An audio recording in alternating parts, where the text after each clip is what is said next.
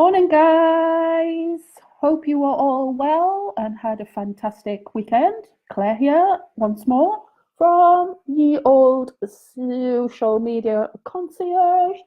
I have some good news and I also have some bad news, unfortunately. So I'm just waiting for people to hop on the call. Hello, Bruce. Is it evening where you are now? I presume, or the middle of the bloody night? So I've got some interesting news from Facebook with some new features that they've just rolled out, which are pretty cool.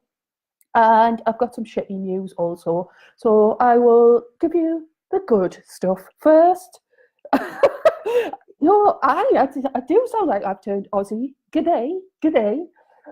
So I'll give you the good news first because Facebook has rolled out a really cool update to what was formerly known as Canvas ads. And then there is some shitty news, I am afraid. So hang on your shirt tails while I get going. And I clearly drank too much caffeine already today because I'm talking at about 100 miles an hour.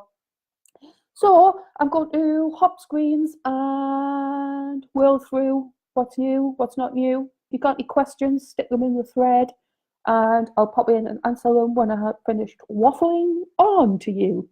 So Facebook used to have some Facebook ads formats called Canvas. They were absolutely shit. They were very clunky to use. If you did not have a background in design, it was hard to try and figure out how to use them. So if you had no sort of design sense, a bit like me, I'm not a designer, I'm not a graphic designer, I haven't got a bloody clue. I outsource all my graphic design to a lovely lady called Holly Ellis. If you want to check her out, she is fab. So they were very clunky to use, and obviously if you didn't have a design background, I can't even speak, background, it was hard to be able to decipher how to lay them out.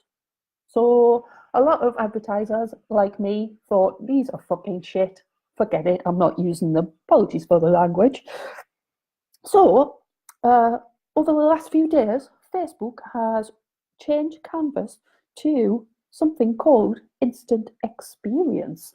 And they've also put in some templates that you can just go in and edit for your business. So these are a bit like a fancy landing page that stays within Facebook. And as we all know, Facebook likes you to stay on Facebook. Yeah, you will notice if you're running ad campaigns to your external web domains, costs start to rise a little bit. Yeah, so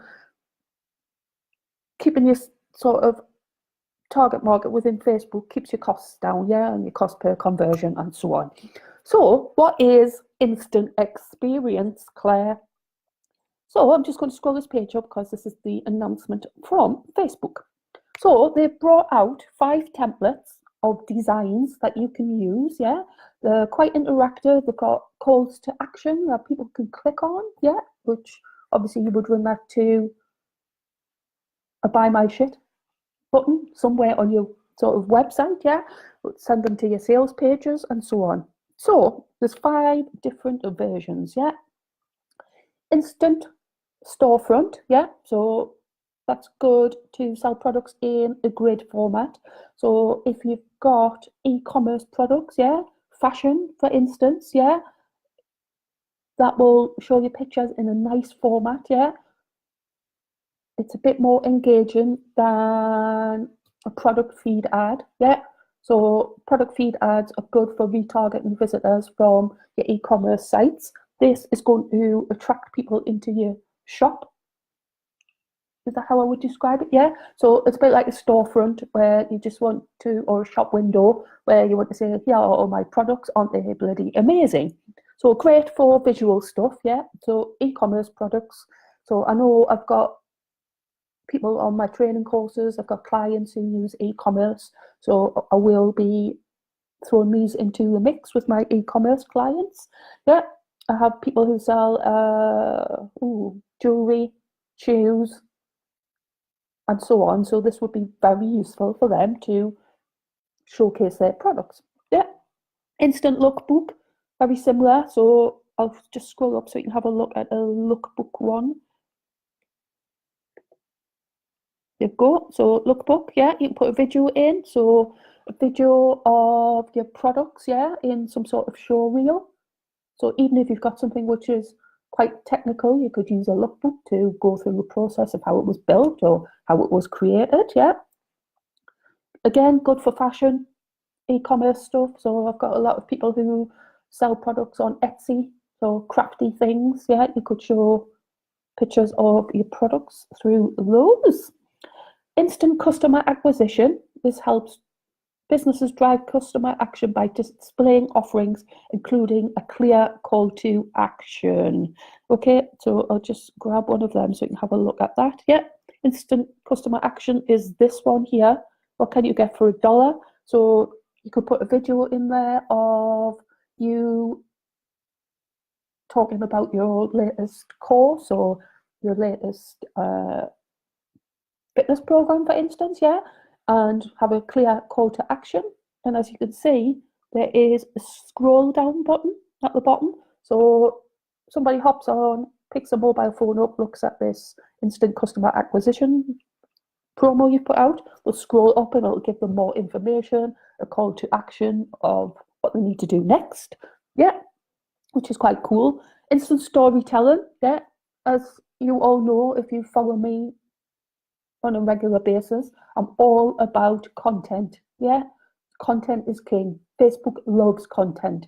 Facebook hates promos going straight to buy my shit. Yeah, so instant storytelling is a good way to use videos and images for brand awareness. Yeah, so I'm very, very up on brand awareness before you ask anyone for the sale. Yeah, if you've been watching previous live streams with me, you will have seen some of my ad strategies involve content up front. Yeah, so this is a good way to get your content in front of everyone. Yeah, and instant form, I'm not too sold on the instant form because it is exactly the same as a Facebook lead ad.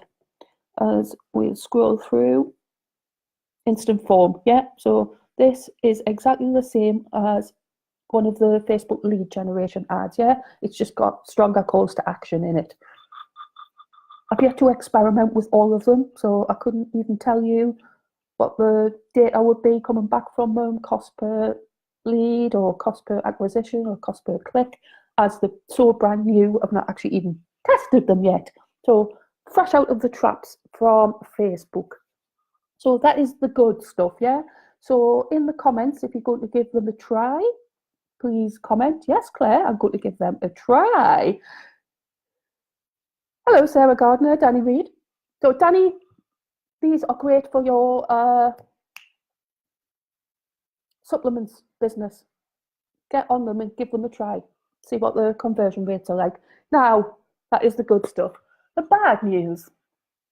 Apple have thrown a major spanner in the works with Facebook tracking pixels. So I've seen an announcement today that as of next week, anyone who is browsing Facebook on the Safari browser, Apple will be blocking Facebook tracking pixels. So if you're running ad campaigns and the people who are reading your ad campaigns, yeah, if they are using the Safari browser, you will not be able to track any data from those ad campaigns, yeah? So if you have got pixels in place on maybe a landing page, which is for complete registrations, or maybe it's to a sales page where they hit the buy now button, if they go to make that purchase or you acquire them as a client or a complete registration into a sales funnel, for instance, if they enter your funnels via the Safari browser, this will not return any data to you via the Facebook tracking pixel. So if you've got an ads strategy in place, as you know, I'm all about the strategies.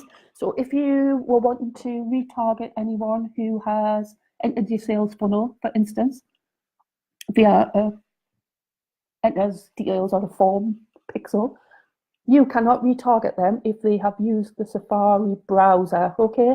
So if you're running your ad campaigns, as of next week, you cannot retarget anyone who is using the Safari browser, okay?